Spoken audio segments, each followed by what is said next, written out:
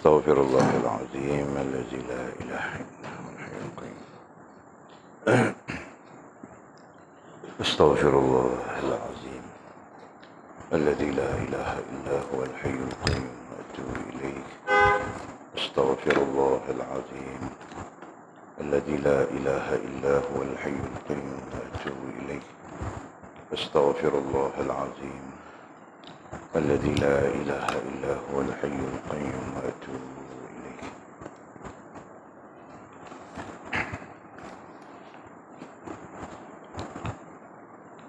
اللهم صل وسلم وبارك على سيدنا محمد وعلى آله وصحبه في كل لمحة ونفس عدد ما وسعه علم الله.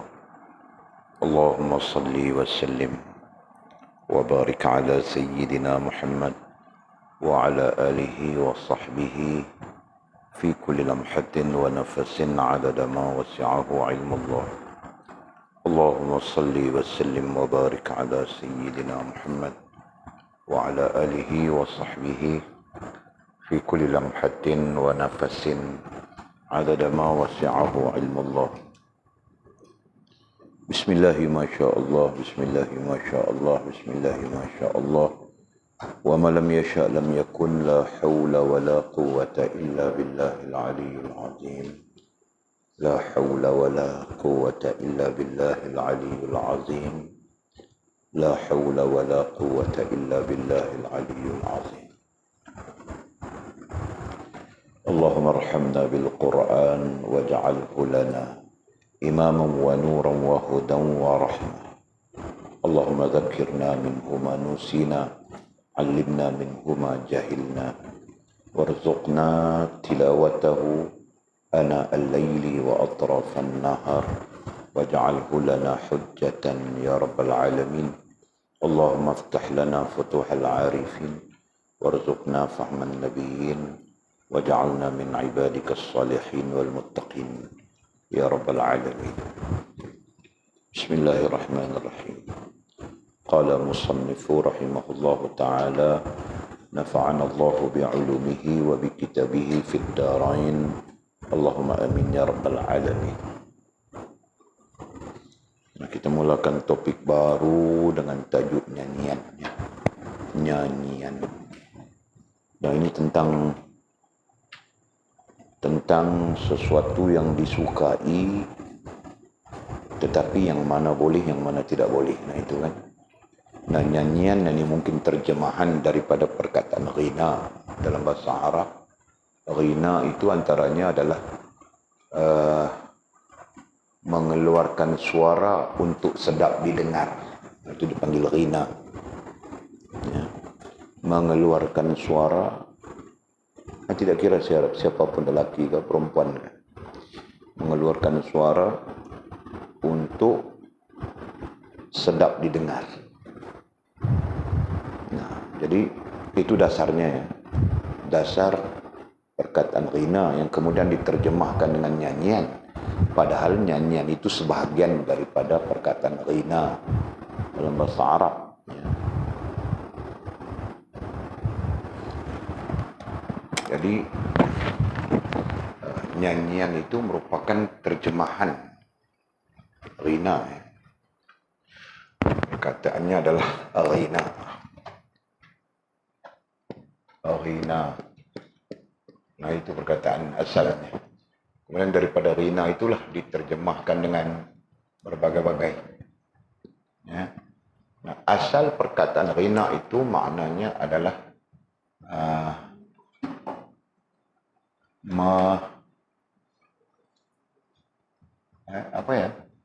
mengeluarkan suara yang lunak. Itu ghina. Tawat ni kering sudah.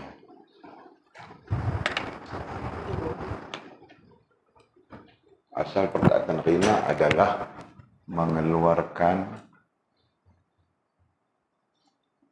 suara yang lunak. Lunak ataukah lunak? Ya. Nah, kalau tahu sudah itu. Nah, itulah ghina. Pada dasarnya itulah ghina. Nah, Kemudian mengeluarkan suara yang lunak itu baru berbagai, ya, baru berbagai. Ada yang namanya syair, ada yang namanya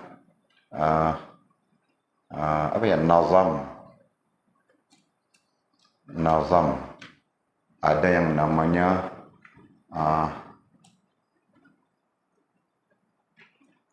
Walid pun tidak tahu kan? Syair, nazam, kemudian lagi satu apa dulu? Walid belajar, lupa sudah.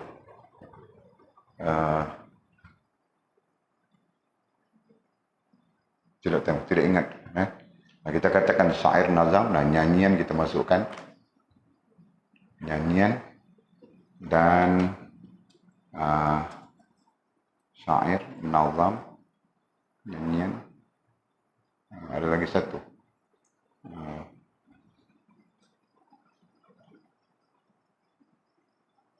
Tilawah, tarannum. Tarannum. Nah, ini terbit Al-Quran. Nah, itu semua sifatnya ghina.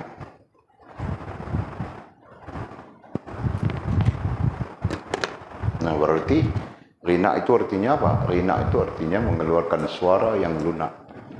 Nah, biasa Mizi baca Alhamdulillahi Rabbil Alamin, keras-keras macam kayu balak saja, keras macam tiang-tiang, waladoli, gitu kan? Nah, tiba-tiba Mizi memperghinakan, bukan memperghinakan, tiba-tiba Mizi mengeluarkan suara yang lunak, gitu kan? Yang ada pengaruhnya di sana.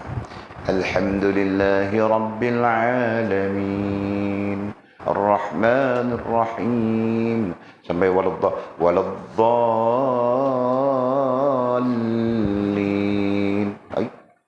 Padahal dia waladdoba sebelumnya.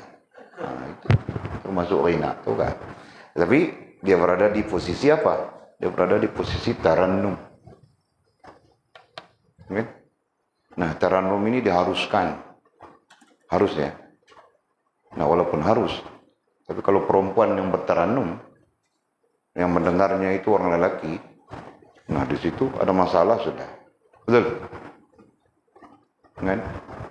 Nah, sebab itu Walid bertanya pendapat pandangan pribadi Walid terhadap musabaqah tilawah Quran. Walid tetap mengatakan haram dari dulu sampai sekarang, aku tidak pernah ubah.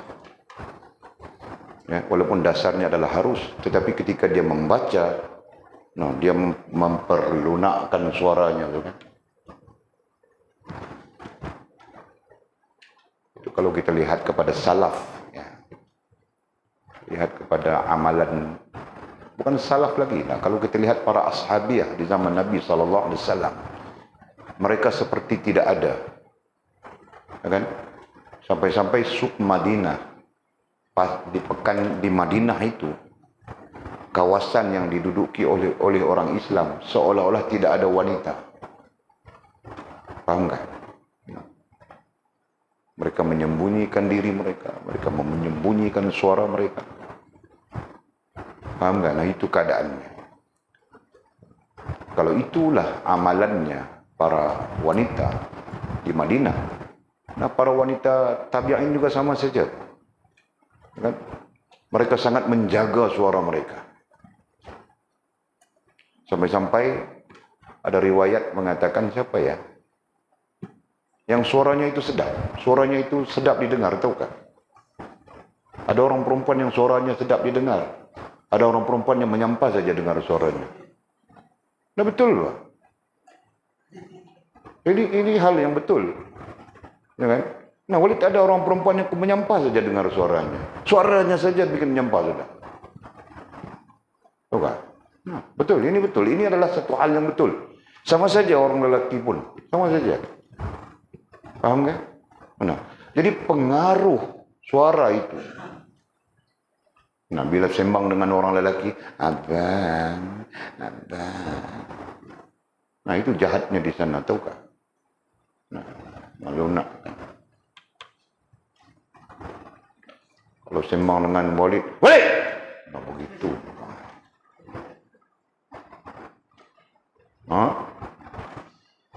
Paham kan? Nah, isunya adalah melunak. melunakkan. Ya, terkait semua ya, melunakkan. Nah, yang menjadi masalah kepada orang perempuan dalam hal yang kita ceritakan ini, syair kah, nazam kah, nyanyian kah? Nyanyian ini termasuk nasyid ya. Nasyid itu nyanyian kan? Nah, nyanyian kah, taranum kah, masalah melunakkan. Nah, itu masalahnya. Ya. Isunya bermula dari hal lunak itu. Nah, adapun perempuan melunakkan suaranya di hadapan atau pada lelaki ajnabi, hukumnya adalah haram. Ya. Jadi jangan kau lunakkan, Abang Bashir. Nah, kau mau panggil Abang Bangla kau itu, Abang Bashir. Kau boleh melunakkan ketika kau menjadi istrinya, tahu tak? Sebelum kau menjadi istri, haram hukumnya kau melunakkan. Jelas ya? Nah, karena itulah ada wanita-wanita Ansor ketika bersembang dengan sesama mereka suaranya sangat lunak. Tapi ketika bersembang dengan orang lelaki, tiba-tiba suaranya berubah menjadi suara seperti apa ya? Seperti lelaki dan sebagainya. Itu keadaannya wanita-wanita Ansar, tahu kan? Diriwayatkan begitu di kalangan para ashabiah. Nah, ini termasuk Sayyidatina Fatimah radhiyallahu taala anha. Ya, ketika dia keluar membeli sesuatu di pasar, orang tidak tahu bahwa itu adalah Sayyidatina Fatimah, Sayyidatul Jannah. Orang tidak tahu. Selain daripada dia menutup wajahnya, suaranya sendiri. Padahal di kalangan wanita-wanita muslimah ketika itu, mereka sangat pasti bahwa itu adalah suara Fatimah. Mereka bergaul kan? Tetapi ketika di luar, keluar, di keadaan terbuka, mereka hampir-hampir tidak tahu bahwa itu adalah Fatimah binti Rasulullah sallallahu alaihi wasallam. Paham tak, Fas? Nah, demikian mereka menjaga suara mereka daripada dilunak-lunakkan. Kenapa? Karena mereka sedar bahwa daripada seorang wanita seluruhnya adalah fitnah. Ya. Daripada seorang wanita seluruhnya adalah fitnah. Ya, sampai-sampai dikatakan wanita itu dipandang dari sudut manapun cantik pada dia. Paham kami Zi? Wanita dipandang dari sudut manapun dia tetap cantik. Paham kah? Sekalipun dia macam ubi keledek, macam ubi kentang, macam apa ubi, ya, dia tetap ada sisi pandang yang cantik. Kau paham kah? Nah, itulah yang disebut sebagai fitnah. Dan termasuk suara. Termasuk suara. Baik, persoalannya seperti apa ya? Seperti diskriminasi. Nah, perempuan saja yang terfitnahkan. Lelaki tidak ada fitnah. Ada apa? Sama saja. Lelaki, kau sembang dengan Jul. Jul! Woi, Jul! Ketika kau bersembang dengan perempuan, ayang, ayang. Nah, itu adalah fitnah. Hukumnya adalah haram sama saja. Tahu kah? Nah. Paham kah, Fas? Jadi kalau sembang dengan lelaki-lelaki ya, yang mahram kita bilang gitu kan, yang tidak boleh sabit, tidak boleh nikah kita kata, apalagi lelaki dengan lelaki. No, sembangnya macam apa saja kan. Bila bersembang dengan perempuan, alah, giginya lebih lembut daripada bibir. Gigi lebih lembut dari bibir, tahu kan? Nah, hukumnya apa? Hukumnya sama saja. Cuma para ulama mengatakan ada keringanan pada lelaki. Ya, ada keringanan pada lelaki. Kalau dia sembang garang-garang macam Walid, dia sembang garang-garang saja, tidak ada orang perempuan yang mau dekat Walid, tahu kan? Paham gak, Jul? Nah, karena Walid garang, sampai sekarang tidak ada perempuan yang mau pada aku. Nah, kalau aku sembang bagus-bagus, lembut-lembut. Nah. Jadi di situ ada keringanan kepada lelaki, ada rukhsahnya, paham gak? Okey, jadi isu lunak itu kemudian lelaki masukkan di dalam syair. Nah, ini cerita lama. Kita sekarang tiada syair sudah. Kan? Lelaki masukkan di dalam syair. Nah, harus. Karena syair itu pada menggambarkan sesuatu yang baik, misalnya. Tetapi sekiranya syair itu pada menggambarkan sesuatu yang buruk, maka hukumnya tetap haram. Ya, paham kah? Nah, Mizi bersyair dia. Macam mana syair macam mana Mizi? Aku pun tidak tahu. Lupa sudah. Nah, Mizi bersyair. Nah, dia memasukkan suaranya yang lunak di situ. Tetapi syair itu lebih menjurus kepada haram. Bagaimana syair yang menjurus kepada haram? Nah, ada syair-syair yang memuja perempuan, tahu tak? Ya. Syair-syair Arab, jahiliyah. Nah, ada yang memuja perempuan. Ada yang begitu, ada yang begini. Nah, itu adalah syair-syair yang haram. Ya. Faham tak? Nah, sama saja nanti nazam. Ada nazam-nazam yang haram. Ya, nazam jahiliyah itu yang memuja dewa itu, dewa ini dan sebagainya. Nyanyian sama saja kan? Ada nyanyian yang haram. Walid tidak pandai, tidak tahu, tidak pernah peduli bah ada nyanyian-nyanyian yang diminati oleh masyarakat kita ya. Baik Korea kah, orang putih kah, apakah. Ada nyanyian-nyanyian yang memang haram. Ya, ada bentuk-bentuk pemujaan, istilah-istilah pemujaan yang digunakan. Hanya kerana kita tidak paham Korea, tapi minat Korea, nah kita pun hantam Korea, padahal istilah-istilahnya penuh dengan kesyirikan dan sebagainya. Misalnya, dengan, nah memang ada itu, memang ada. Begitu juga apa nyanyian-nyanyian dalam bahasa Inggris pun ada bah. Ada nyanyian-nyanyian yang memuja LGBT, kita tidak pernah tahu bah, syok saja. Kan? Ada nyanyian-nyanyian yang memuja Lucifer, kan? Memuja iblis. Kita tidak pernah tahu.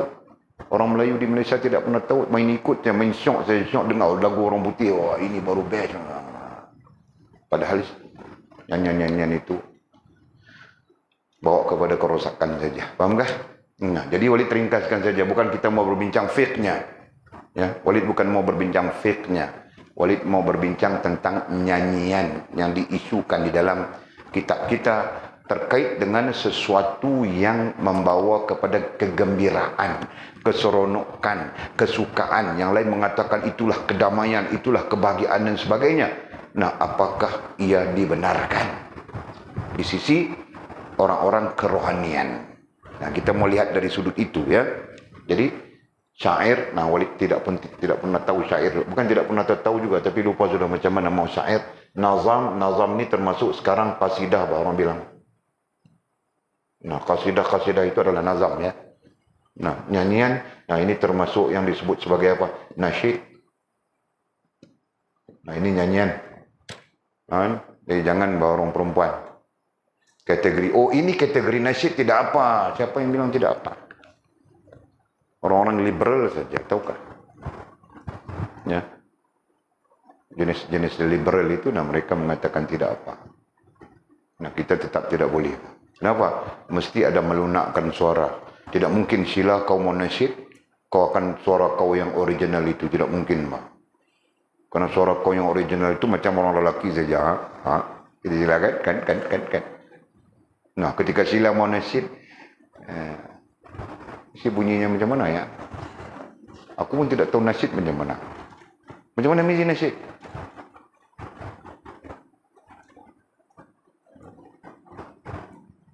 Lupa sudah nasyidnya macam mana, Nah, kau kasih satu nasyidnya macam mana, Fas?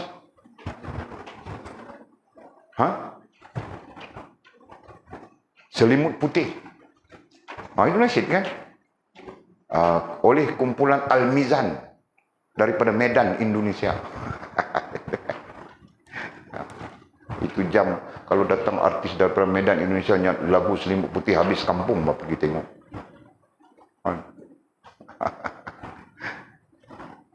Contoh, Walid tidak tahu nasyid macam mana. Walid tidak minat sebenarnya nyanyian-nyanyian ini. Okey, jadi itu bentuknya.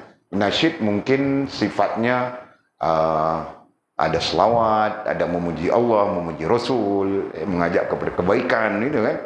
Nah, mungkin kontennya bagus, tetapi kalau yang menyanyikan itu adalah perempuan yang melunakkan suaranya, tetap salah. Okey, jadi ini kefahaman kita saja. Nah, adapun nyanyian itu nasyid. Nah, apa lagi yang dinyanyikan? Sekarang salawat pun dinyanyikan sudah. Ya kan? Selawat dinyanyikan oleh siapa namanya itu? Slam. Yang nyanyi kumpulan Slam, siapa namanya? Spring kah? Slam kah? Hah? Ada dia buat nasyid tu yang sekarang badan dia jadi macam bengkok itu. Siapa nanya? Zamani. Ya kan? Nah, ada lagunya biasa ya. Sekarang lagunya itu dinasyidkan. Dia apa ya? Dinasyidkan. Dan kontennya ada salawat. Betul kan? Macam mana kau Mizi? Kau nyanyikan Mizi? Hei. Nah, Mizi, Rantau, Jul. 3 orang, kamu orang. Pukul.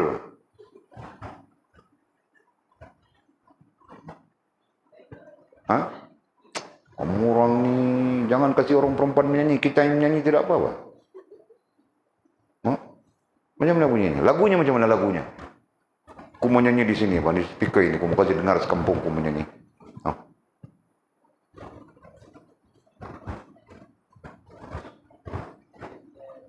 Liriknya.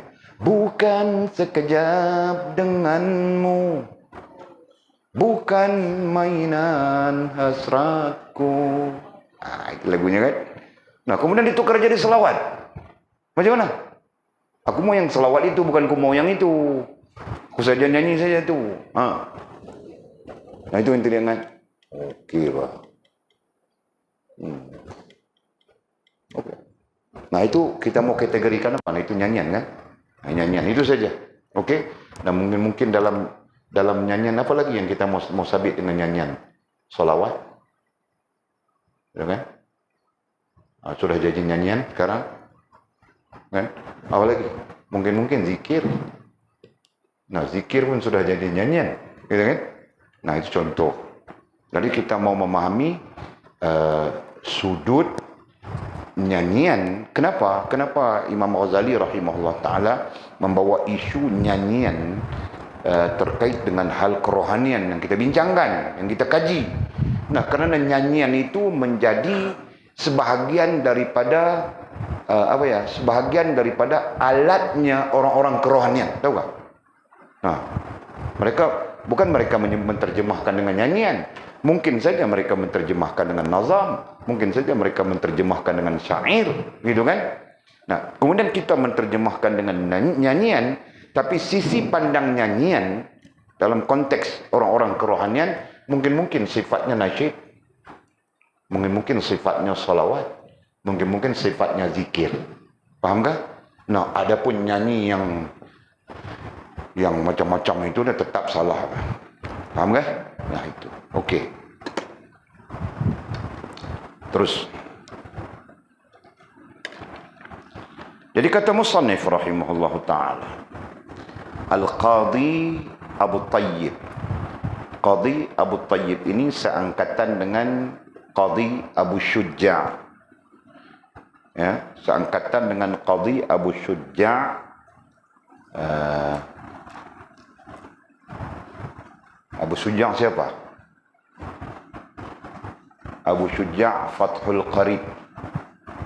Ya, musannifnya kitab Fathul Qarib. Nah, seorang ahli fiqh, seorang fuqaha. Ya. Nah, dia Abu Syuja' adalah seorang fuqaha dan Qadhi Abu Tayyib. Nah, seangkatan dengan Qadhi Abu Syuja'. Dan mereka adalah fuqaha Syafi'iyah. Bertempat di Basrah dan Kufah, Iraq. Nah, Qadhi Abu Syuja' bertempat di Baghdad, Basrah aja kan.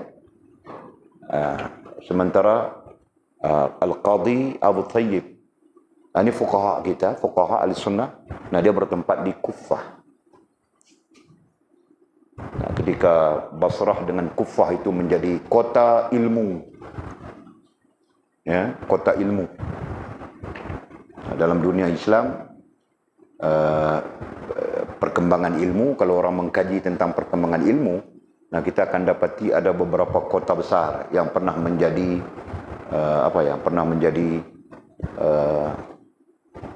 rujukan yang pernah menjadi tujuan ataupun yang pernah menjadi destinasi ilmu, tahu kan?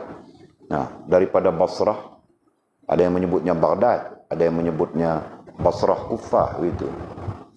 Nah, kemudian berpindah ke Mesir. Mesir menjadi kota ilmu, ya kan? Mesir, Qahirah menjadi kota ilmu, gitu. Kemudian berpindah ke Makkatul Mukarramah. Makkatul Mukarramah menjadi kota ilmu. Kemudian selepas kejatuhan Osmaniyah, kota ilmu berpindah. Bahawa orang Asia, kota ilmunya adalah Aceh Darussalam. Kan?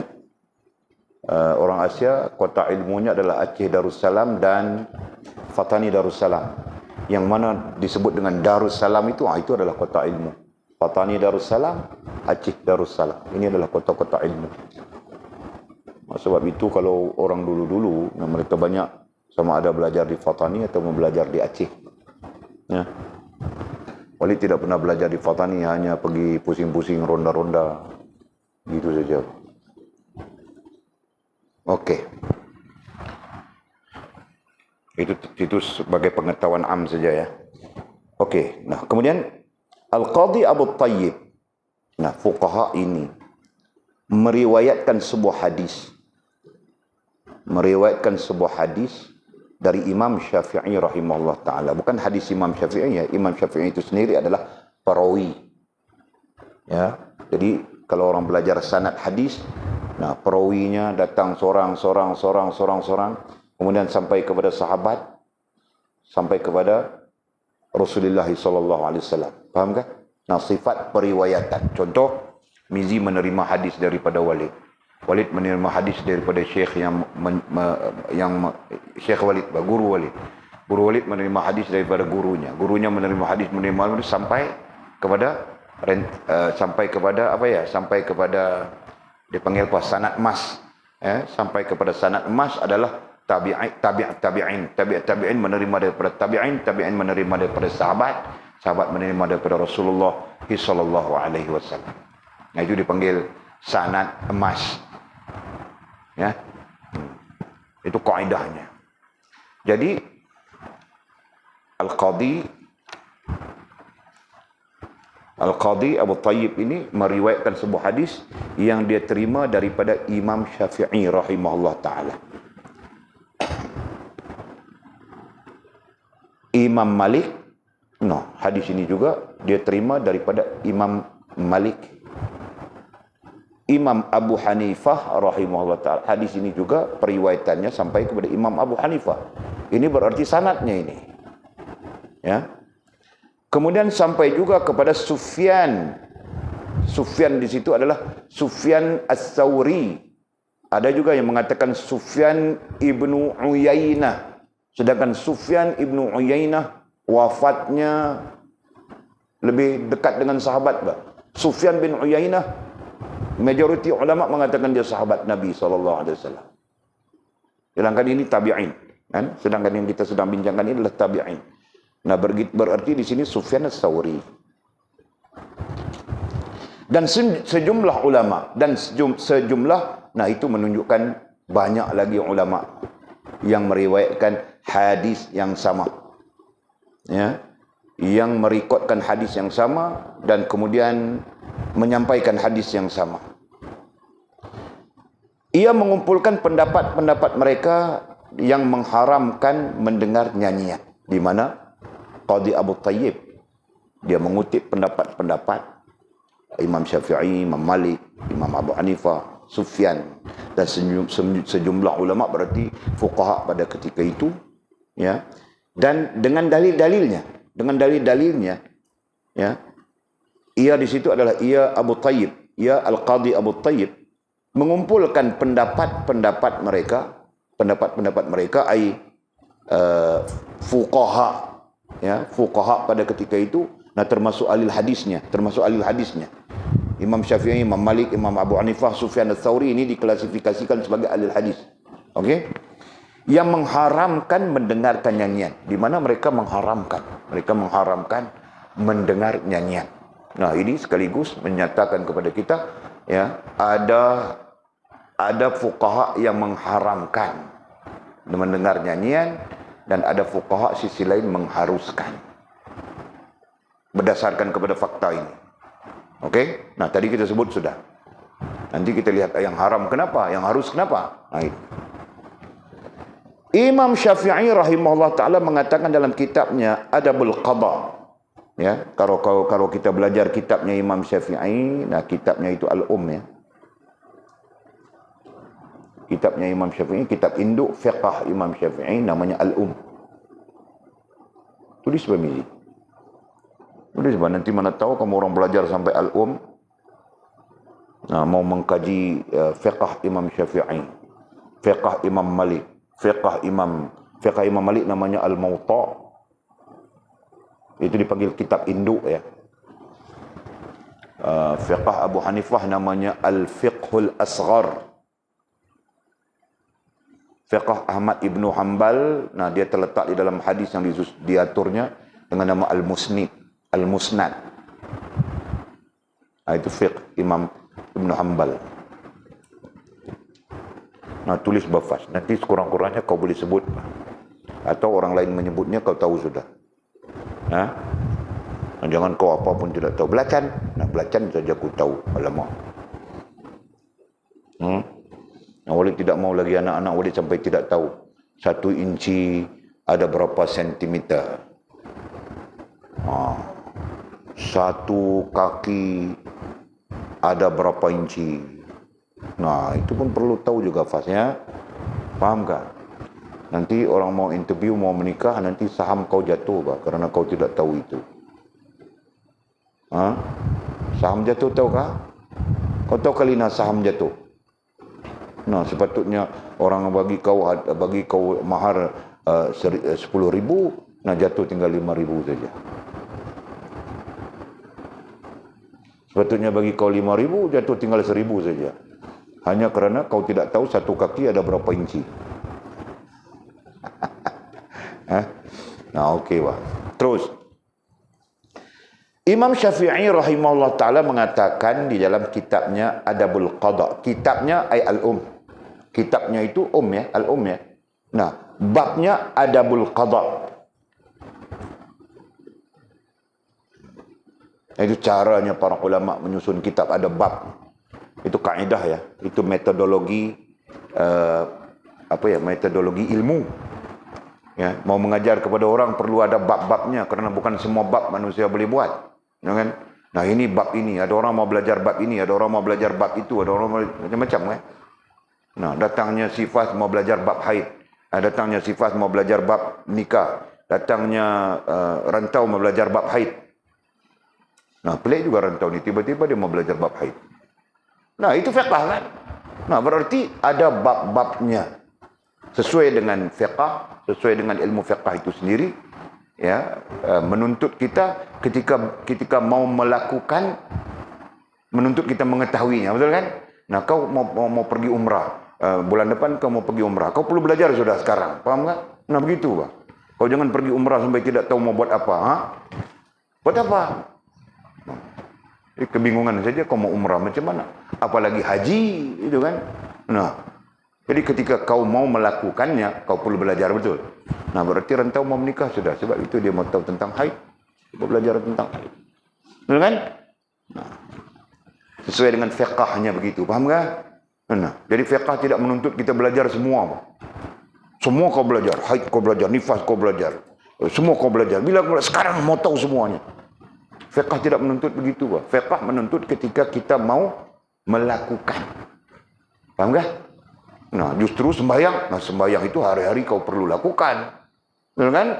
Puasa itu setahun sekali kau akan lakukan. Nah, demikian. Faham? Faham tak? Nah, tentang haid, nah itu orang perempuan, dia memang selalu berhadapan dengan hal itu. Nah, ketika itu, dia perlu mengetahuinya. Yang rantau mau tahu kenapa?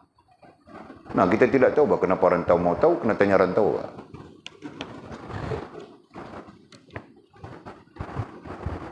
Betul kan, Fahad, kan? Nah, mana aku tahu, aku tanya aku. Tanya rantau, Okey. Kitabnya Adabul Qada bahawa nyanyian adalah permainan yang dimakruhkan, katanya Imam Syafi'i. Kita tidak ada kitabnya, Pak. Jika ada, kita boleh buka rujuk terus saja. Ini kaedah kajian kitab. Kita tidak ada al-um. Boleh tidak mampu membeli al-um. 3,000, ada banyak jilidnya.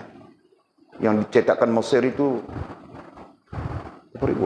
2,000 lebih kan? Dekat 3,000. Tidak ada itu dah.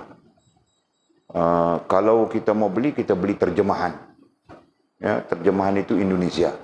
Nanti kita beli, Pak. Jika Allah SWT limpahkan pada walid rezeki, insyaAllah, ya kan, walid beli kitab-kitab ini. Yang Melayu-Melayu ini Arab semuanya. Yang Arab ni kita beli sebab apa? Sebab asli, ya kan?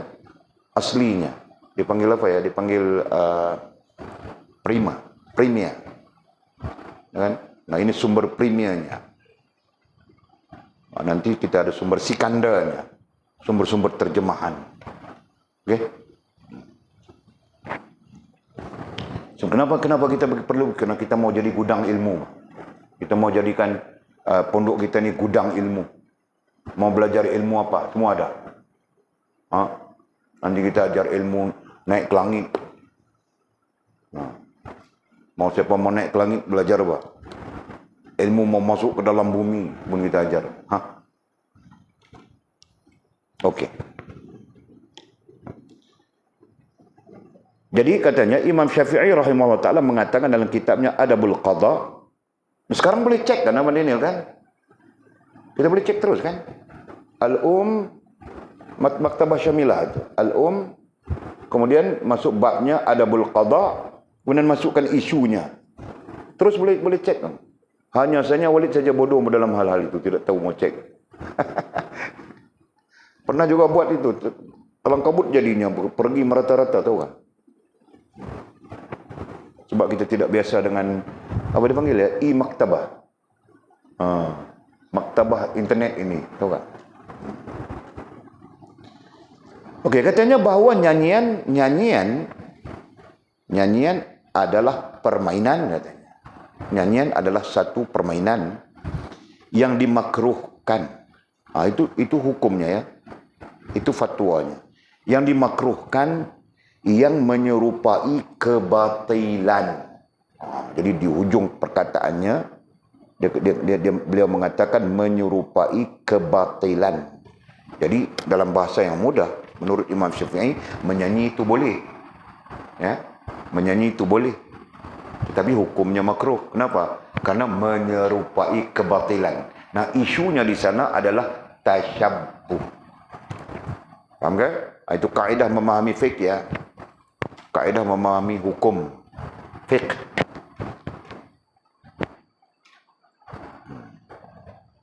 Rupa-rupanya menyanyi ini lebih menyerupai kebatilan. Sebut kebatilan itu adalah hal yang bercanggah dengan Al-Quran, bercanggah dengan sunnah Nabi SAW. Itu disebut kebatilan. Menyerupai, lebih cenderung kepada kebatilan menyanyi. Nah, itu menurut imam kita Syafi'i rahimahullah ta'ala. Nah, berdasarkan kepada hadis-hadis yang dia disebutkan oleh Qadi Abu Tayyib ya, bahawa Imam Syafi'i, Imam Malik, Abu Hanifah, Sufyan as-Sawri dan fuqaha pada ketika itu, mereka memang berijtihad terhadap hadis ya, terkait dengan hal nyanyian ini.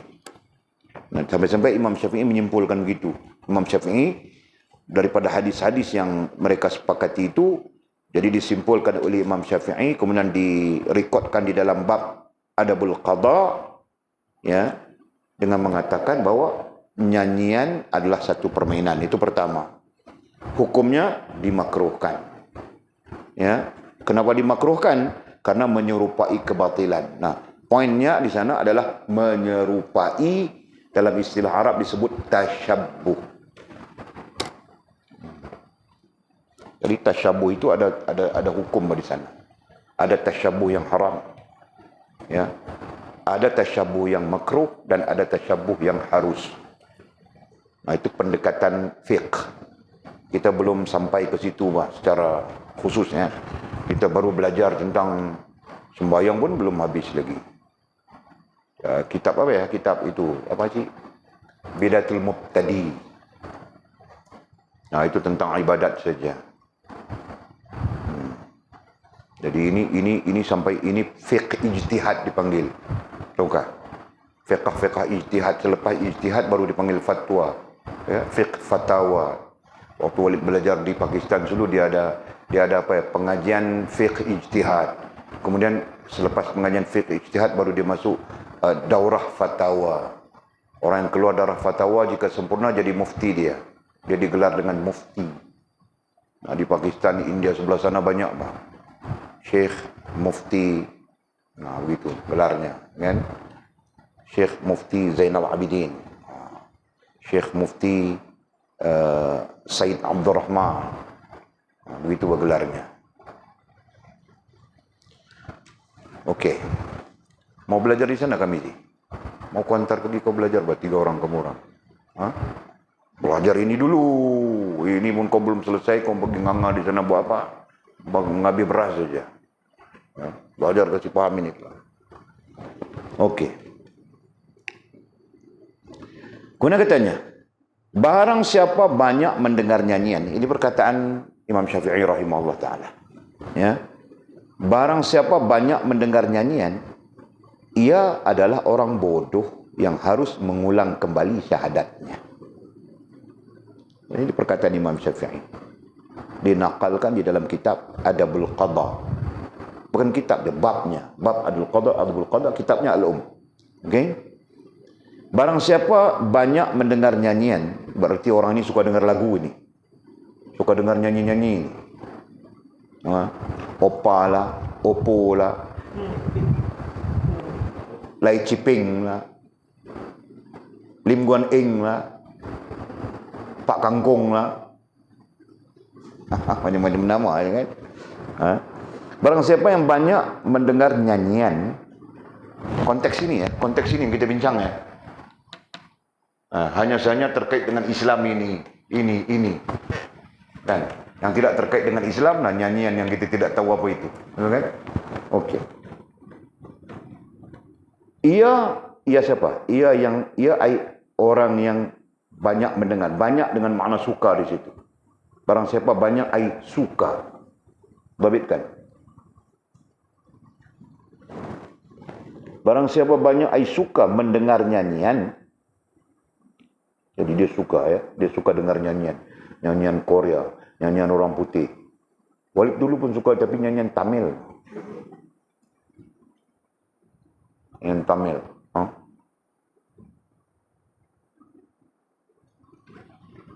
Ia orang yang suka mendengar nyanyian itu adalah orang bodoh, kata Imam Syafi'i, adalah orang bodoh. Orang bodoh. Nah, di situ dulu ya. Adalah orang bodoh. Kenapa bodoh? Nah, di situ dibincangkan. Walid pernah terlibat dengan perbincangan ini. Kebodohan itu termasuk di dalam lagha. Ya, karena dia meletakkan dirinya di posisi lagha. Nah, itu kebodohan besar. Kenapa dia meletakkan diri di posisi lagha? Ya, ketika akalnya tidak berhubung dengan Allah, ketika hatinya tidak berhubung dengan Allah, ketika tingkah lakunya tidak berhubung dengan Allah, itu adalah lagha. Karena lagha itu sendiri, ya, dari sudut perbuatan, maknanya tidak menghubungkan kita dengan Allah Subhanahu wa taala, itulah lagha. Akal tidak berhubung, hati tidak berhubung, tingkah laku tidak berhubung, itulah lagha. Nah, rupa-rupanya ketika kita mendengar nyanyian, kita sedang lagha dengan Allah Subhanahu wa taala. Betul enggak itu, Ada orang yang taksub Korea, dia dengar lagu Korea, nangis dia. Nah, dia sedang lagha ketika itu. Akal tidak berhubung dengan Allah, hati tidak berhubung dengan Allah, tingkah laku tidak berhubung dengan Allah. Betul kan? Keadaannya sama saja dengan orang tengok filem Hindustan. Ya kan? Tengok filem Hindustan, aweknya kena kidnap, hero-nya kena pukul sampai berdarah-darah, dia pun nangis-nangis. Nah, ketika itu akalnya, hatinya, tingkah lakunya tidak berhubung dengan Allah SWT. Nah, lagha itu. Fahamkah? Kau paham Mimi? Tapi orang Sabah tidak suka Hindustan. Suka kah? Suka? Filem Hindustan. Oh ya. Jadi aku tidak tahu baik. Tapi kalau tengok Hindustan nangis, ku tahu bah. Biniku pun nangis dia. Heroin kena tangkap, jatuh gunung, berguling-guling. Dia pun nangis. Okey. Jadi katanya adalah orang bodoh. Nah, kenapa bodoh? Jawab sudah tadi ya. Kerana lagha.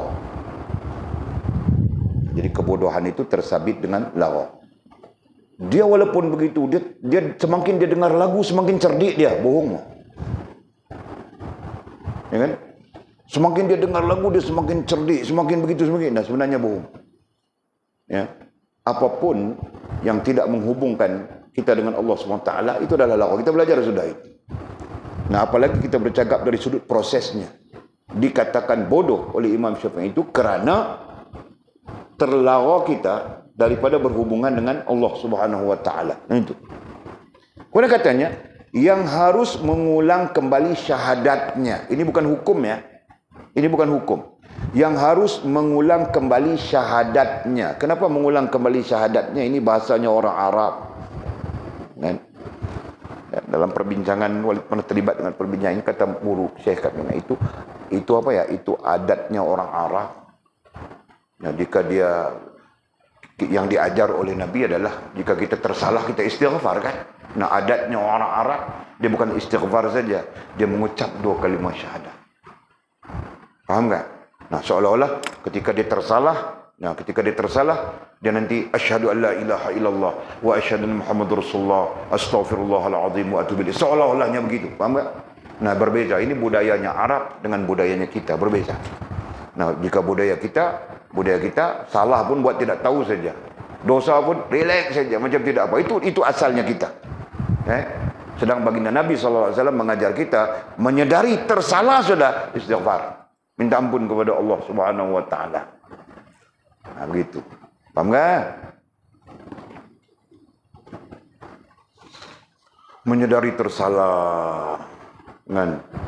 Duduk di atas kandang kambing itu tiba-tiba terbayang-bayang apa-apalah yang salah. Nah, astaghfirullahaladzim, astaghfirullahaladzim. Nah, itu yang diajar oleh Nabi SAW. Paham ke sila? Kan? Tapi pada sisi orang Arab ada satu budayanya. Dan budaya itu tidak salah, bahkan bagus. Ya kan? Nah, dia tidak saja istighfar, dia nanti mengucap 2 kalimat syahadat. Ya kan? Nah, itu budayanya Arab. Kalau kita boleh bawa masuk ke dalam budaya kita, nah itu bagus. Budaya orang Arab yang soleh, bang. Begitu. Bukan orang Arab yang cap ayam itu. Arab pun bukan cap ayam, cap kutu pun banyak, tahu kah? Dan sekarang Arab Saudi itu tinggal Mekah dengan Madinah itu saja. Jika tidak sabit dengan Mekah dengan Madinah, Arab Saudi itu hancur jadi orang putih sudah, tahu tak? Di Eropah sudah. Okey.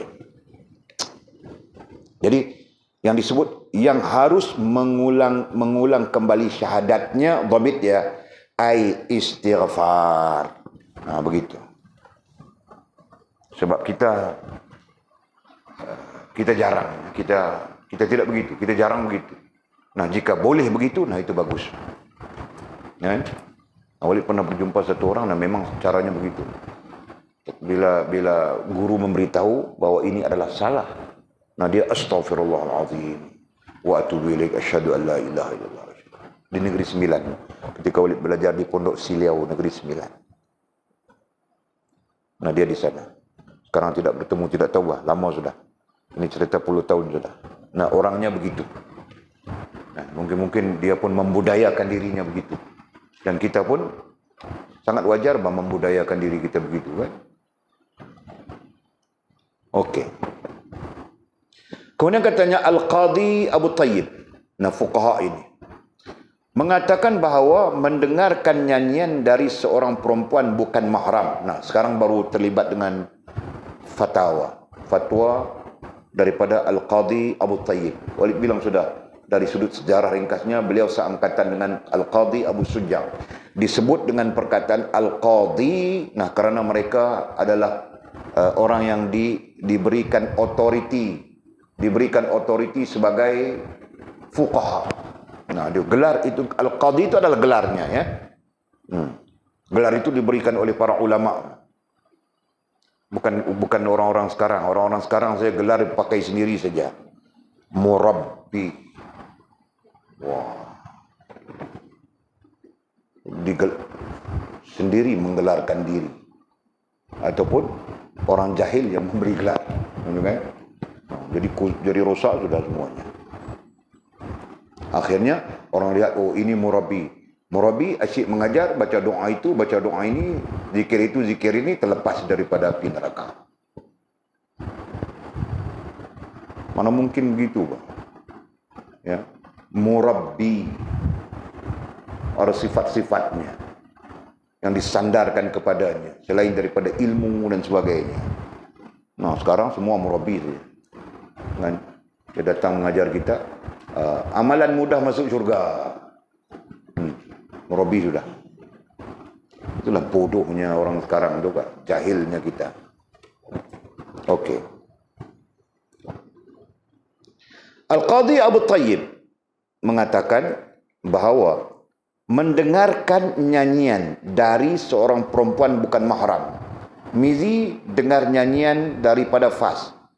Fas dengan Mizi bukan mahram. Boleh menikah, kan? Bukan mahram artinya boleh menikah. Mahram artinya tidak boleh menikah. Nah, apa hukumnya di sana? Menurut kebanyakan ulama mazhab Syafi'i. Ya, ini kita merujuk kepada al-ikhtilaful mazahib dipanggil. Nah, oleh tidak mau guna istilah-istilah begitu, ya. Kerana bukan sampai peringkat kamu orang. Ya. Jadi, kebanyakan ulama mazhab Syafi'i adalah tidak dibolehkan. Jadi katanya adalah tidak dibolehkan. Apa maksud tidak dibolehkan? Nah, cerita sudah tadi secara dasar awal tadi, ya. Hukumnya adalah haram. Ya. Siapa? Imam Syafi'i rahimahullah ta'ala menyebutnya di dalam Al-Um. Kitab yang sama. Bab yang sama. Nah, haram hukumnya. Tidak dibolehkan. Daripada perkataan Arabnya mamnu, ditegah. Jadi apabila ditegah berarti ada hukumnya, kan? Nah, hukum bagi tegahan ada dua saja. Satu namanya makruh dan satu namanya haram. Betul? Nah, sedangkan makruh kita bincang sudah di atas sana. Okey. Jadi Al-Qadhi Abu Tayyib mengatakan bahawa mendengarkan nyanyian dari seorang perempuan bukan mahram. Kita dengar daripada Sheila Majid. Sheila Majid itu sudah old timer sudah. Engine sudah buat dia. Suara pun macam katak buru sudah sekarang ni. Aku tahu lah. Cakap saja. Sekarang siapa? Sekarang? Walaupun memang tidak tahu, aku tidak tengok TV, aku tidak peduli TV, semua aku tidak tahu. Siapa Buya sekarang ni? Tahu? Mau sebut nama siapa? Tidak tahu bah. Tak payah sebut nama. Okey? Jadi mereka itu orang panggil apa? Artis, ya. Nah, mereka itu artis yang tidak ada kena-mengena dengan kita mahramnya. Faham kan? Nah, berarti mereka adalah wanita-wanita ajnabiyah bagi kita orang lelaki, betul? Nah, kalau lelaki-lelakinya lelaki-lelaki ajnabiyah bagi orang perempuan, betul? Nah, begitu fahamnya. Jadi, menurut Qadhi Abu Iyad dengan mengutip pendapatnya Imam Syafi'i mengatakan adalah tidak dibolehkan. Ya, ini terjemahan daripada perkataan Arabnya mamnu, ditegah. Nah, ditegah itu sama ada makruh ataupun haram. Ini lebih kuat dengan haram. Kenapa? Ya, kerana perempuan bukan mahram. Itu kan? Nah, Jadi sila kau tidak boleh menyanyi untuk kami, bah. Selamanya haram. Tahu tak? Begitu. Jadi kalau kau pun suka nyanyi-nyanyi, suruh Mizi yang nyanyi. Dan Mizi, ketika kau nyanyi untuk sila, kau jangan cuba melunak-lunakkan suaramu. Faham tak? Nanti sila cair macam lilin, kau tahu tak? Nah, selama Mizi tidak melunakkan suara Mizi untuk sila, nah ketika itu harus saja sila mendengar Mizi menyanyi. Faham tak? Nah, sekalipun pandangan Imam Syafi'i mengatakan itu juga satu kebodohan. Ya kan? Pandangan Imam Syafi'i dibaca di atas sana, itu juga satu kebodohan. Tetapi harus. Jelas ya? Harus Mizi menyanyi, menghiburkan sila yang tengah susah hati. Nah, sila pun dengar-dengar Mizi menyanyi, oh dia pun kembali cergas. Dapat semangat baru. Sebab Mizi menyanyi lagu patriotik, tahu kan? Inilah barisan kita. Begitu nyanyinya Mizi. Kan? Terus sila jadi cergas. Jadi mendengar Mizi nyanyi itu harus. Tapi Mizi mendengar sila menyanyi, dia lunakkankah, tidak lunakkankah, hukumnya haram. Sudah selesai. Paham tak? Kemudian katanya, ulang balik ya.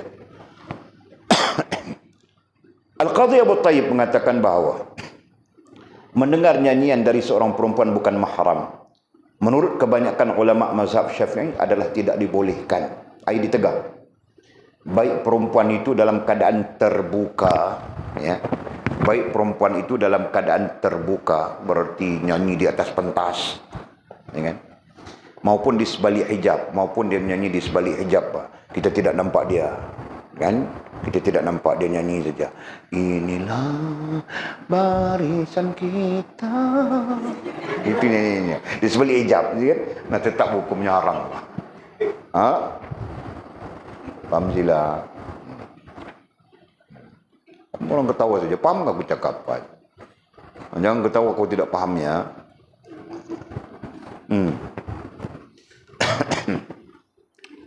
Nah, apalagi terbuka di tengah padang itu. Kau lari-lari di tengah padang itu sambil pegang kayu, bah. Terus begini saja menyanyi. Oh, jangan, bah. Enggak. Nah, itu terbuka namanya. Ya, baik perempuan itu dalam keadaan terbuka, berarti di pentas yang terbuka, gitu kan? Maupun di sebalik hijab ataupun dilindungi, ada tabirnya di sebalik tembok dan sebagainya. Ya. Nah, itu tetap tidak dibolehkan. Selesai sudah ya? Baik merdeka, sama ada perempuan itu perempuan yang merdeka, maupun seorang hamba, ataupun perempuan itu hamba. Isu ini bukan isu kita, isu ini terkait dengan orang dulu-dulu, zaman dulu ya. Nah, sekalipun dia hamba, tidak boleh. Paham kan? Allah. Jadi menggambarkan apa? Menggambarkan suara yang kita sebut tadi, lunak itu ya, adalah satu perkara yang besar dan keterkaitannya adalah dengan aurat. Pada dasarnya suara itu terkait dengan aurat bagi seorang perempuan, itu ya.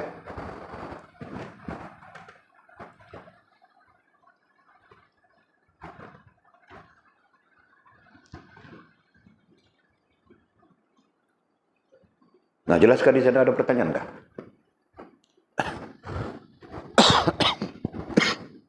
Tidak ya? Okey. Imam Syafi'i rahimahullah ta'ala berkata, ada lagi komentar daripada Imam Syafi'i, barangkali kerana Imam Ghazali rahimahullah ta'ala dia sendiri bersandar kepada mazhab Syafi'i, tahu kah? Jadi Imam Ghazali, Abu Hamid Al-Ghazali rahimahullah Al-Syafi'i, dia mazhab fiqahnya adalah Syafi'i. Nah, kerana itu dia dalam menukilkan pendapat di atas kitabnya, dalam kitabnya dia menukilkan Syafi'i, gitu kan?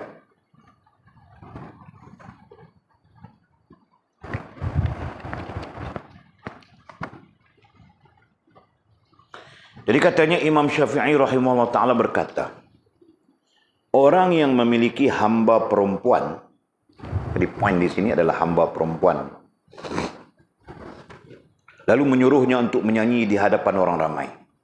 Mizi ada seorang hamba perempuan. Ini zaman 5 dirham, 4 dirham ini. Coba.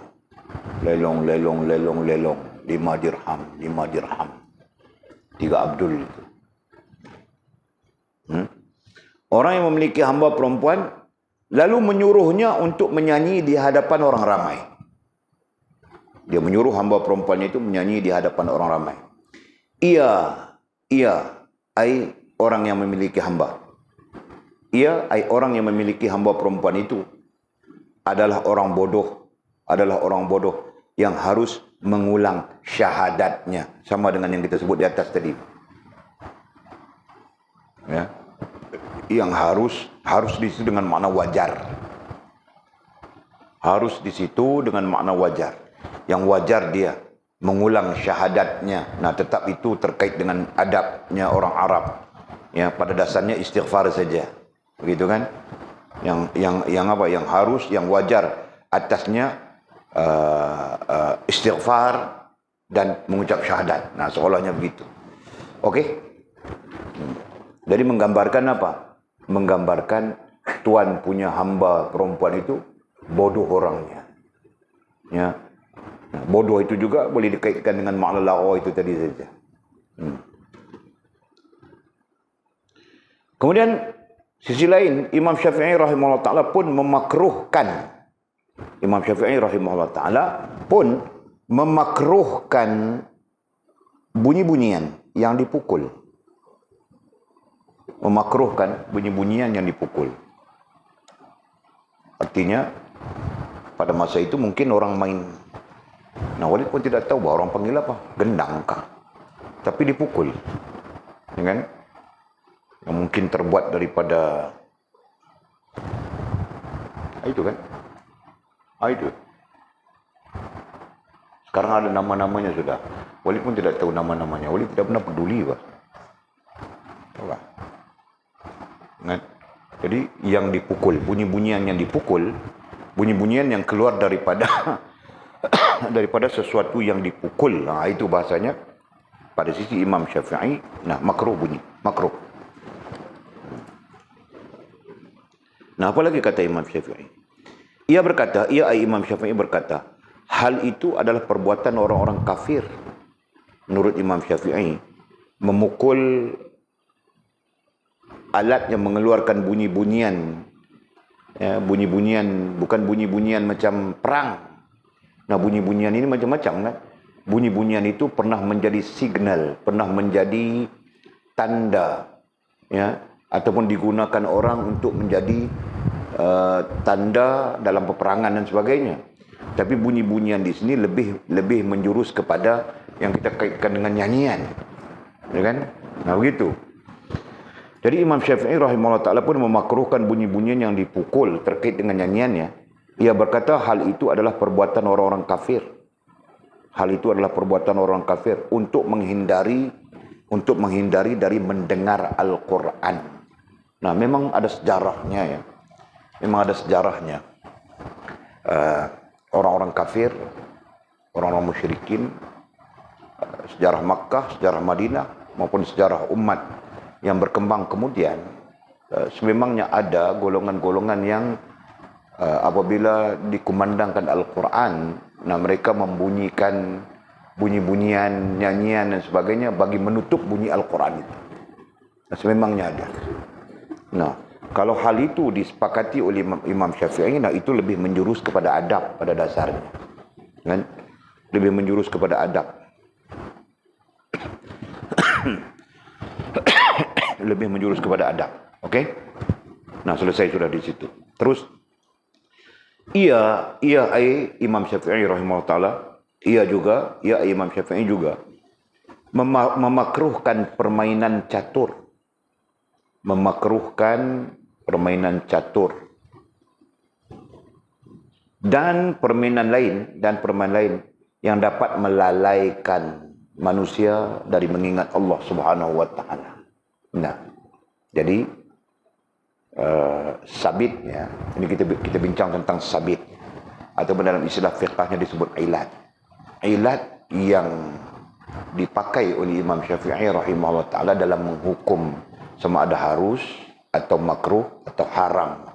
terhadap nyanyian dan bunyi-bunyian yang terkait dengan nyanyian itu, ilatnya adalah melalaikan. Faham ke? Nah, perhatikan, ilatnya adalah melalaikan. Disebut begitu. Ia memakruhkan permainan catur. Sebagai contoh, Imam Syafi'i memakruhkan permainan catur. Padahal catur itu bukan nyanyian. Kan? Catur adalah satu hal yang lain. Bukan nyanyi. Mana ada orang main catur sambil menyanyi? Ada tak?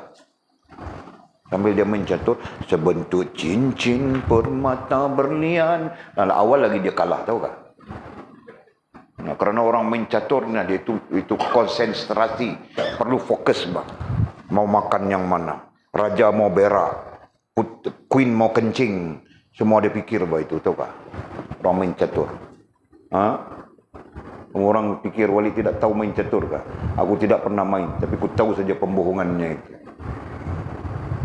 Ya. Okey, orang yang mula bermain catur adalah Julius. Lupa sudah namanya. Nah, kami dibentangkan tentang itu, tahu tak? Di sisi Abu Hanifah, catur hukumnya haram. Catur hukumnya haram, mazhab Abu Hanifah. Karena catur itu adalah satu permainan perancangan perang salib. Tahu tak? Nah.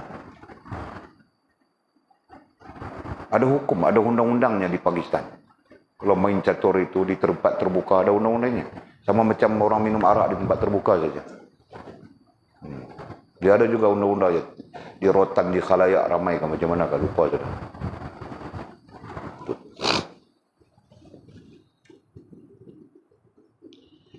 Nah, ia juga Imam Syafi'i memakruhkan permainan catur. Nah, ini kita cuba mengaitkan dengan ilat ataupun alasan yang dipakai oleh Imam Syafi'i pada menghukumkan makruh,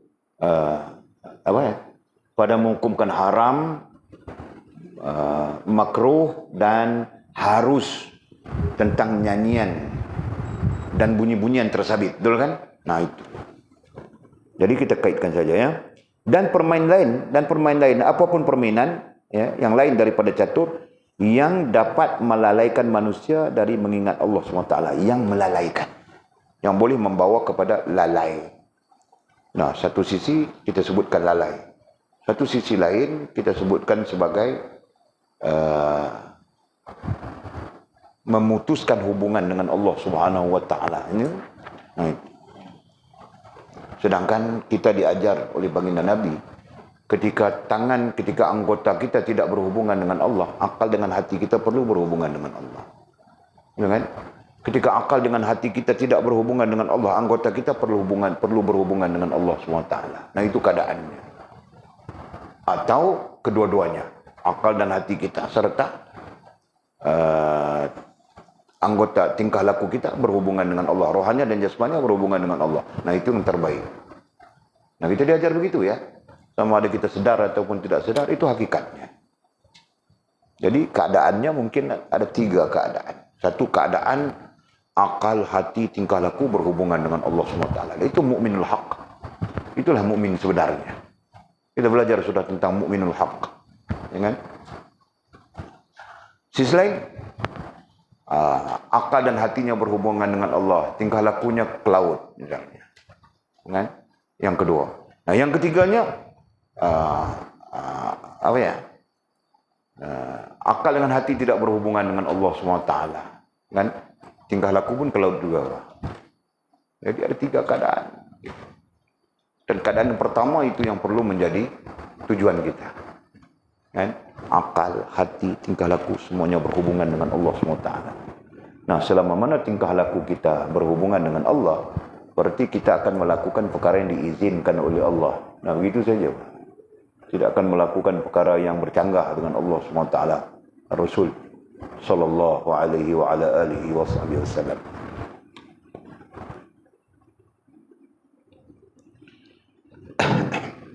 Okey. Guna kata musannif, sebab hal itu bukan perbuatan orang yang beragama, katanya. Ini hal-hal penting. Katanya sebab hal itu. Apa hal itu? Permainan catur dan sesuatu yang melalaikan manusia daripada mengingati Allah SWT. Jadi poin bukan caturnya, tetapi kelalaian yang ada di dalamnya, gitu kan? Nah, sama saja dengan nyanyian atau bunyi-bunyian, ya, yang mana ada kelalaian, di dalamnya. Nah, jadi apapun yang ada kelalaian di dalamnya, katanya bukan perbuatan orang yang beragama. Bukan perbuatan dengan maksud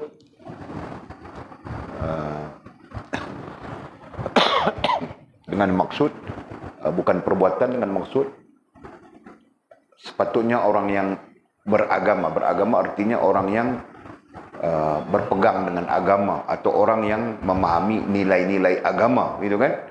Nah, tidak terlibat. Nah, itu maksud mudah. Sebab hal itu bukan perbuatan orang yang beragama.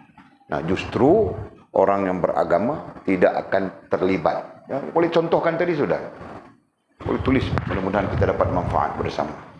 Aduh. Mau tulis di mana? Banyak sudah ni. Nah, tulis di sini. Ada 3 keadaan. 1, rohaniah dan jasmaniah. Ya, berhubung dengan Allah. Ya. Nah, kita berhubung dengan Allah. Nah, keadaan yang kedua, rohaniah tidak, tapi jasmaniah berhubung. Mungkin. Dengan keadaan yang ketiga, rohaniah berhubung, tetapi jasmaniah tidak. Jasmaniah tidak. Nah, itu keadaan yang ketiga. Dan keadaan 4, ada 4 keadaan sebenarnya. Keadaan yang keempat, rohaniah pun tidak berhubung, jasmaniah pun tidak berhubung dengan Allah SWT. 4 keadaan. Justru 4 keadaan ini, yang terbaik adalah yang pertama, betul kan? Nah, kita mau jadi begini. Kita sepatutnya berada di keadaan begini. Mungkin saja kita di keadaan kedua, keadaan ketiga. Nah, ini keadaan-keadaan kita sedang berusaha untuk berpindah kepada keadaan ini, betul? Nah, itu. Rohaniah, jasmaniah berhubung dengan Allah SWT. Jadi, apabila jasmaniah dengan rohaniah kita berhubung dengan Allah SWT, nah, di situ berarti kita terlepas daripada kelalaian. Kita terbebas daripada lagha. Ya kan? Nah, karena lagha itu, kita belajar sudah tadi di awal pun kita sebut, lagha itu adalah benteng-benteng pemisah hubungan kita dengan Allah Subhanahu Wa Taala. Lagha itu merupakan bahagian daripada keadaan-keadaan yang memisahkan kita dengan Allah SWT, sedar maupun tidak sedar. Kan? Lagha itu akan menyebabkan rohaniah kita tidak berhubung dengan Allah. Perlahan-lahan jasmaniah pun tidak berhubung dengan Allah. Berarti lagha itu menjadi pemisah. Satu sisi Imam Syafi'i mengatakan lagha itu adalah kebodohan. Kan? Nah, memang betul, Pak. Lagha itu adalah kebodohan. Walid di posisi sekarang baru sedar, Pak. Lagha itu semua kebodohan saja. Kan? Dulu Walid pun tidak sedar, Pak. Terlibat dengan lagha, macam-macam lagha aku terlibat. Paling banyak aku lagha dengan duit, tau kah? Duitku beli enjin lah, buat itulah, buat inilah. Bodoh betul. Padahal duit itu kalau aku menikah ramai-ramai pun bagus kan. Nah, betul, Pak. Anak aku mungkin 40 orang, 50 orang. Kan? Keciki kan? Nah, anak Walid 50 orang. Mak, siapa mau jaga? Aku panggil orang jaga, Pak. Aku upah orang jaga, Pak, kan? Bini aku tidak larat jaga. Nah, aku panggil pembantu rumah.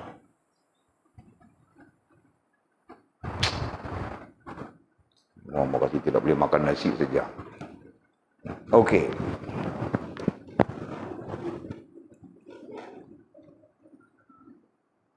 Dulu mak Walid marah, Pak. Walid menikah, tahu kah?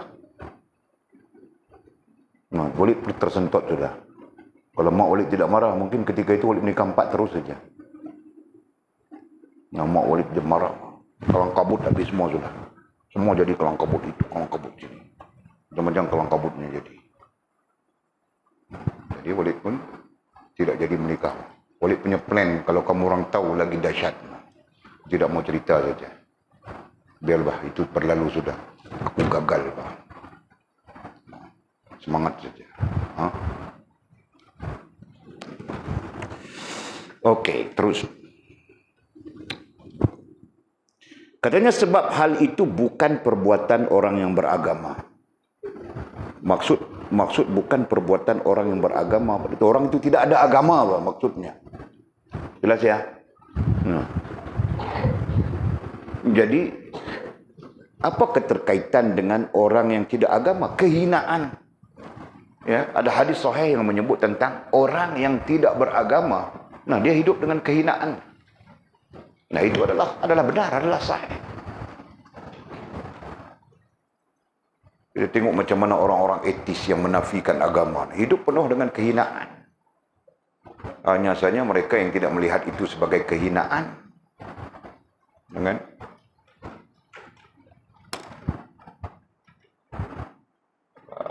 etis. Dia tidak beragama. Dia menafikan Tuhan dan sebagainya. Akhirnya hidup itu sengsara saja. Dalam kajian mengatakan ini kajian di mana ya? Kajian di Amerika kah? Di Eropa kalau tidak ingat. Berapa persen? 65% etis. Itu kajian lama, Pak, terkait dengan AIDS. Tahu kah? AIDS, penyakit AIDS. Nah, 65% adalah penganut etis. Kajian lupa macam mana ya, kajian bagaimana agama membantu untuk membantu daripada penyakit AIDS, penyakit daripada penyakit AIDS, seolahnya begitu.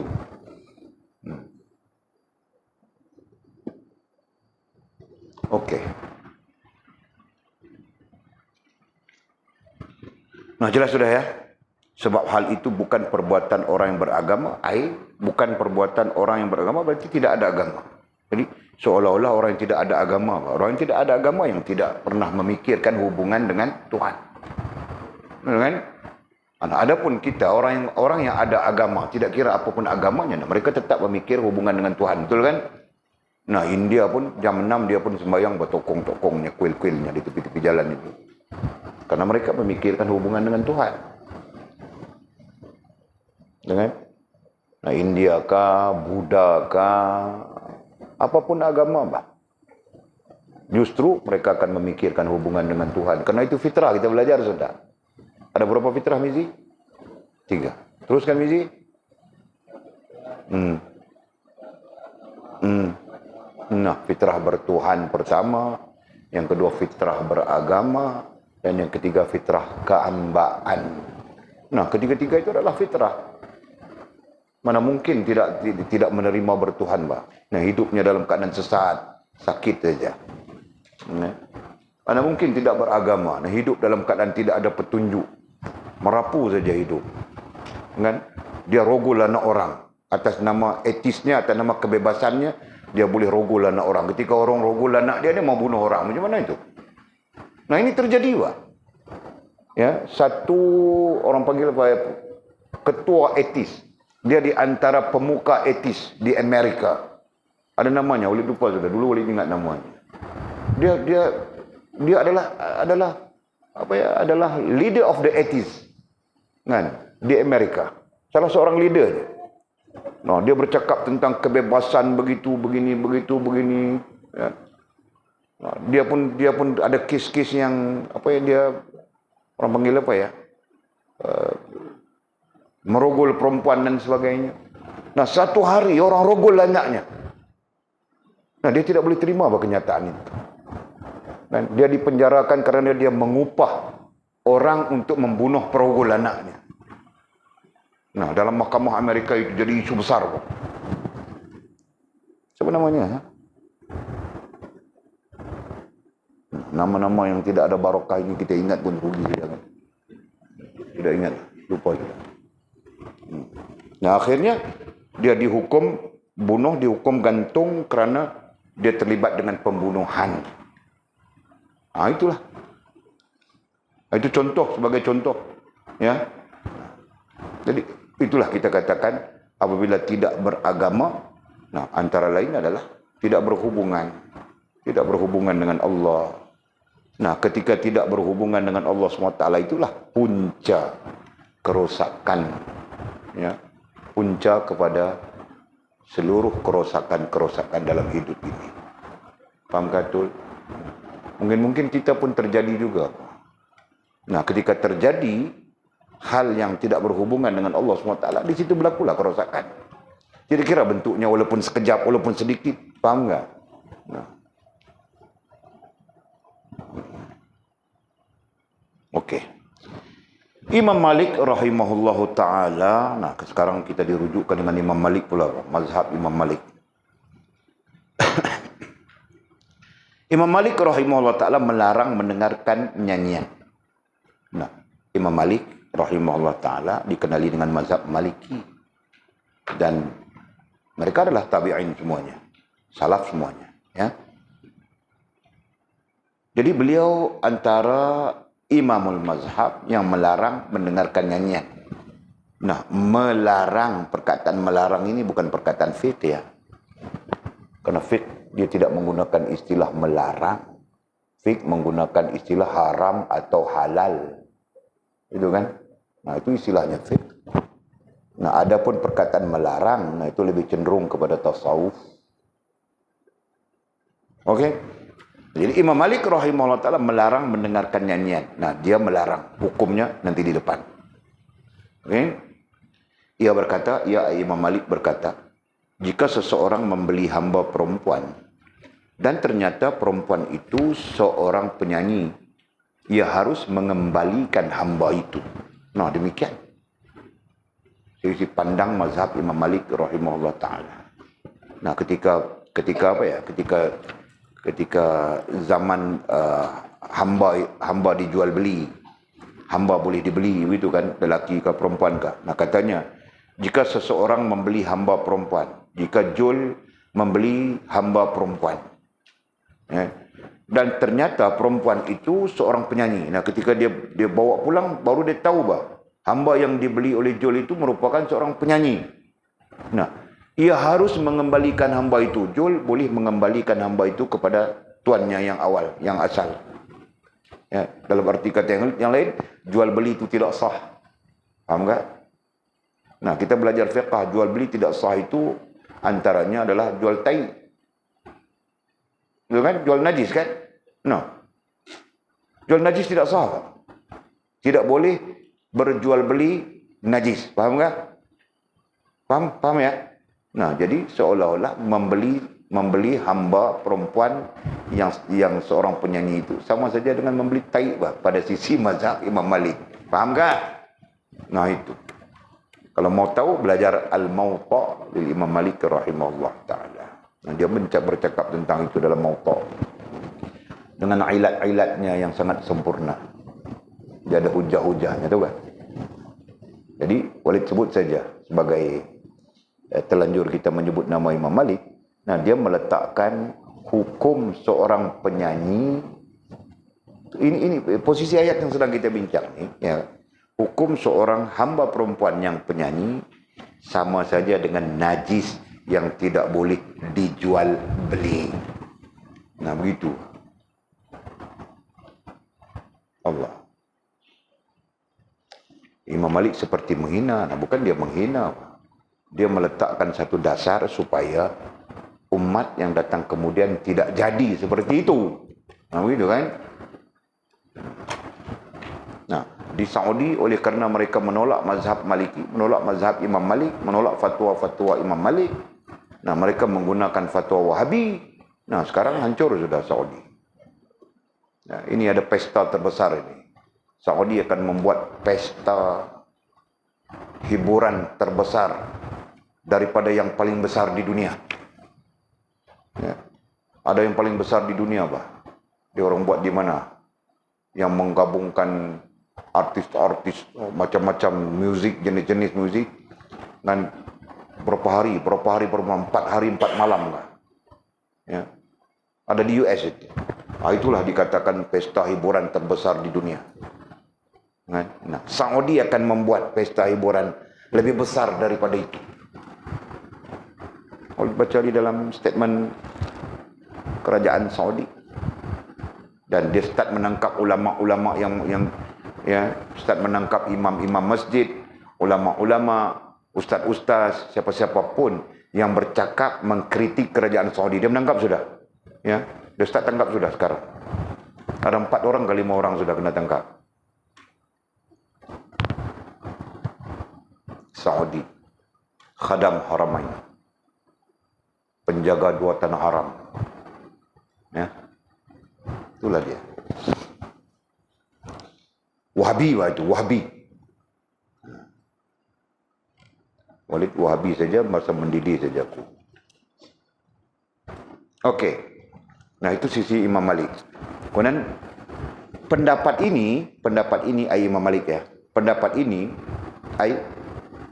Imam Malik rahimahullah taala merupakan kesepakatan. Masya-Allah.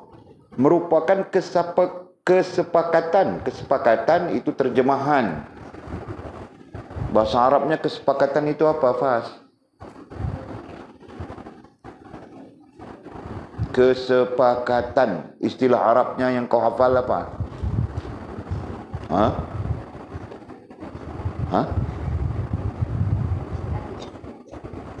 Tidak dengar apa kau cakap apa? Kau mau jawab soalan saja suara hilang.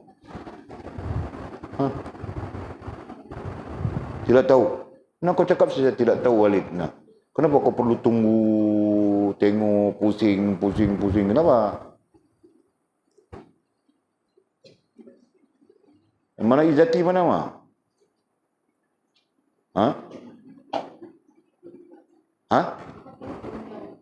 Sakit pinggang. Hai.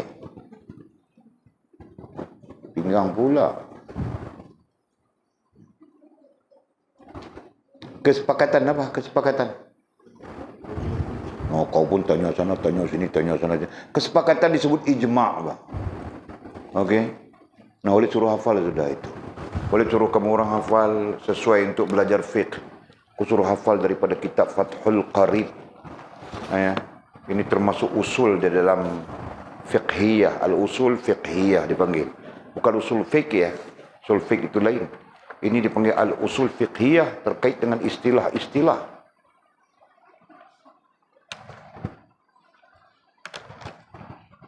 Ini semuanya panjang lebar ini. Wajib, sunat. Sunat artinya apa? Haram artinya apa? Makruh artinya apa? Mubah artinya apa? Sah, batal. Quran itu apa? Hadis itu apa? Ijma' itu apa? Qiyas itu apa? Ijtihad itu apa? Mujtahid itu apa? Semua ada istilah-istilahnya.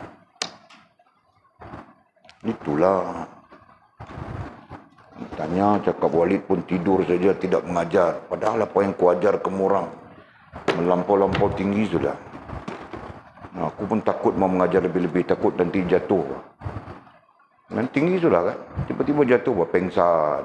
3 hari, Mizi pengsan. Fas pengsan 3 hari. Nah, kena belajar tinggi sudah jatuh.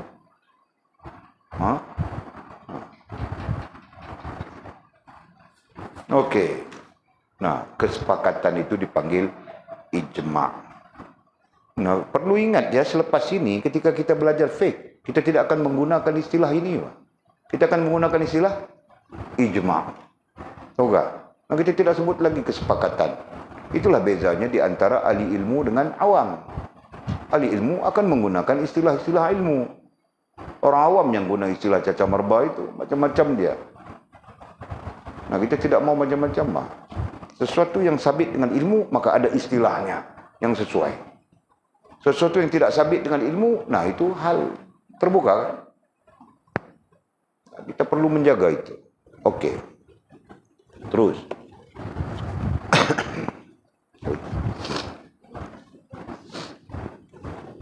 Katanya pendapat ini, pendapat Imam Malik tadi ya, merupakan kesepakatan, ijma'.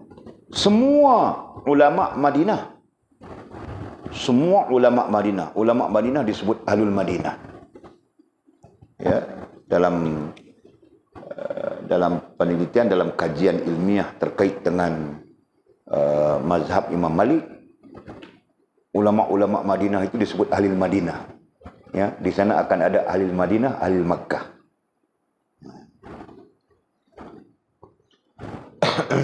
Kenapa? Kerana ada perbezaan di antara ahli Madinah dengan ahli Makkah. Dari sudut pelaksanaan ibadah khususnya ada beza, kan? Nah, kenapa beza? Nah, justru keadaannya pun berbeza, kan? Keadaan di Makkah itu lain, keadaan di Madinah itu lain. Ya. Ada 2-3 perbezaan yang diperbincangkan, yang menimbulkan kenapa disebut ahli Makkah, kenapa disebut ahli Madinah, ya kan? Nah, jadi nantinya ahli Madinah itu adalah ulama-ulama Madinah. Ahli Makkah itu adalah ulama-ulama Makkah. Yang pada satu sisi dikatakan ulama-ulama Makkah itu lebih kasar, lebih tegas. Ya. Manakala ulama-ulama Madinah itu lebih sederhana dalam hujah-hujah dan fatwa-fatwa mereka. Okey. Terus. Pendapat ini, pendapat Imam Malik merupakan kesepakatan semua ulama Madinah kecuali Ibrahim ibnu Sa'id, kecuali Al-Imam Ibrahim ibnu Sa'id. Nah, ini dia muhaddis juga, ya, yang mazhabnya adalah Imam Malik, tetapi dalam hal ini beliau kontra, ya, beliau kontra dengan kesepakatan ahli Madinah. Okey, di situ saja. Sementara Imam Abu Hanifah, nah, kita dirujukkan juga dengan Imam Abu Hanifah. Sementara Imam Abu Hanifah rahimahullah ta'ala memakruhkannya. Apa ya? Memakruhkan isu kita apa? Mendengar nyanyian. Nah, ini berarti Imam Malik melarangnya dengan mengatakan seluruh ahli Madinah sepakat. Ya. Kecuali Ibrahim bin Sa'id, Syekh Ibrahim ibnu Sa'id, nah beliau kontra dengan Imam Malik. Mungkin beliau bersandar kepada imam lain dalam hal ini. Nah, ya. Jadi berarti mazhab Imam Malik pada umumnya adalah melarang mendengar nyanyian. Gitu kan? Datang sementara Imam Abu Hanifah memakruhkannya. Imam Abu Hanifah memakruhkan mendengar nyanyian. Itu terkait sekali, ya, mendengar nyanyian dan bunyi-bunyian. Nah, itu terkait sekali.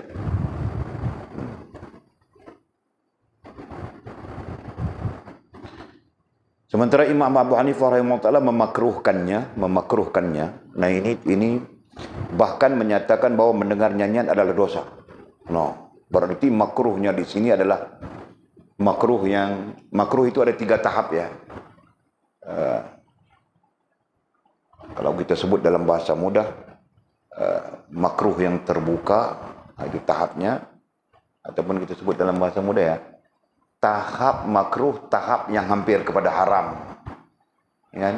Dia panggil apa, ya? Makruh tanzih, kan? Lupa sudah, kan? Ini usul fiqh, ya. Syekh usul fiqhnya Mang Daniel. Betul kan, Mang Daniel? Makruh tanzih, kan? Makruh yang hampir kepada haram, makruh yang sederhana, dan makruh yang asas, yang awal. Ya kan? Nah, jadi perdebatan apapun terkait dengan hukum makruh nanti berlegar di sekitar 3 tahap itu. Ya? Nah, ada yang disabitkan dengan makruh tanzih, disebut begitu. Walid saya ingat bahawa Walid menerima saja Mang Daniel. Nah, Walid pun tidak ingat. Nanti ku cari balik, ku ingat. Ya? Jadi apa yang disebut sebagai makruh tanzih, kita katakan begitu. Nah, itu makruh yang hampir kepada haram, seolah-olahnya begitu, ya. Jadi ternyata di sini Imam Abu Hanifah rahimahullah ta'ala memakruhkannya, bahkan menyatakan bahawa mendengar nyanyian adalah dosa. Nah, jika berdosa berarti makruh itu makruh yang hampir kepada haram. Nah, begitu.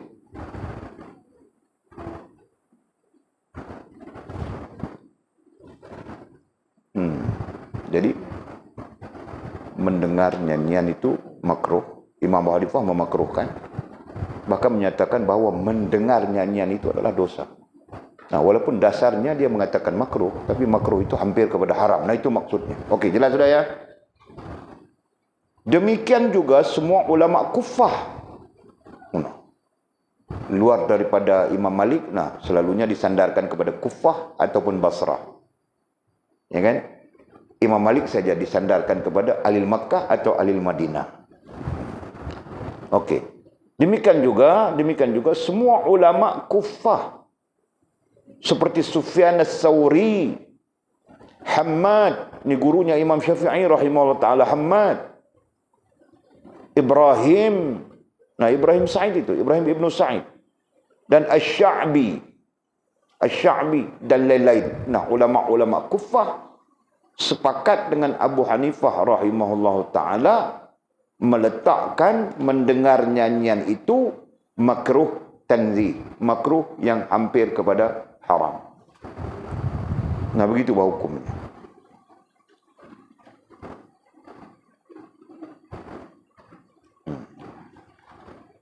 Kita bincang setakat itu saja dulu. Sekarang kita mencari kenapa? Karena orang-orang kerohanian pada satu sisi suka dengan nyanyian. Betul, sampai sekarang kan? Di Turki, di Maroko dan sebagainya ada nyanyian. Orang-orang kerohanian itu. Jadi sejauh mana? Itu poin kita. Sejauh mana nyanyian yang dibolehkan, yang membawa kebaikan, dan sejauh mana pula nyanyian yang tidak dibenarkan dan membawa keburukan. Itu yang sedang kita bincang sekarang. Ya, mudah-mudahan kita syok dengan nyanyi. Ada nyanyi yang kita boleh syok nanti. Ya, yang membina rohaniah kita, yang membina hubungan kita dengan Allah SWT. Misalnya. Faham tak? Sebab nyanyian itu diterima sebagai sesuatu yang boleh menenteramkan.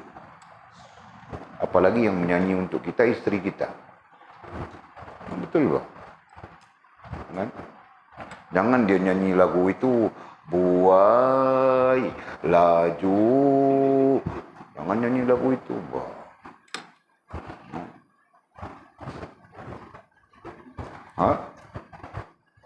Mari nyanyi lagu apa, mari?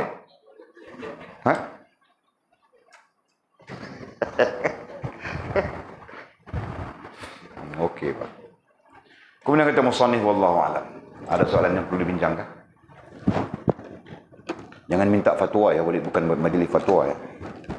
Walid sedang berbincang, kita sedang berbincang pendapat imam-imam mazhab kita. Sehingga nanti kita sampai kepada kesimpulannya. Untuk kita sebagai orang kerohanian. Apa wajar kita mendengar nyanyian itu, nyanyian ini? Misalnya. Apa wajar kita menjadikan syair itu, syair ini, qasidah itu, qasidah dan sebagainya nyanyian? Itu kita akan bincangkan kemudian. InsyaAllah. Dengan izin Allah SWT.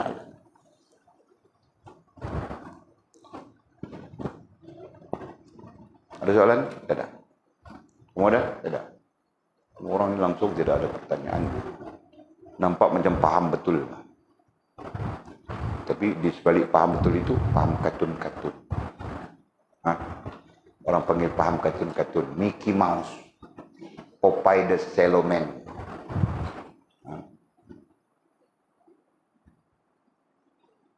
Ada lagi satu, Pak. Popeye, Mickey Mouse. Apa lagi ya? Lupa sudah. Okey. Jadi tiada soalan ya. Bismillahirrahmanirrahim. Alhamdulillahirabbil alamin wassalatu wassalamu ala asyrafil mursalin sayyidina wa maulana Muhammad wa ala alihi washabbihi ajma'in. Allahumma iftah lana futuhal 'arifin warzuqna fahman nabiyyin waj'alna min 'ibadika as-salihin. Allahumma ihdina as-siratal mustaqim siratal ladzina an'ama Allah minan nabiyyin was-siddiqin wasyuhada'i was-salihin. Allahumma rabbana iftah bainana wa bain qaumina bil haqq wa anta khairul fatihin.